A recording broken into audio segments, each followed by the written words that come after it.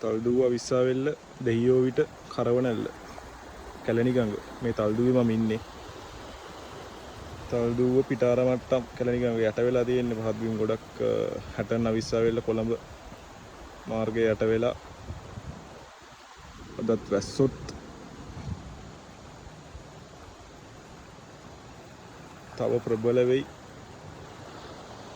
ගම් වතුර තත්වය. අතරම මේ ගෙවල්ලේ මොන්න වෙන තියෙන්නේ පිටාර මට්ටම්.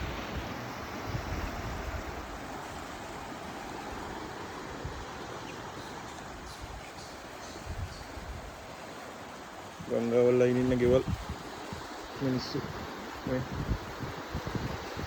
මෙන්න තියෙන ජල පහරත් එන්න සැඩ පහරක් එන්නේ කැලණි ගඟ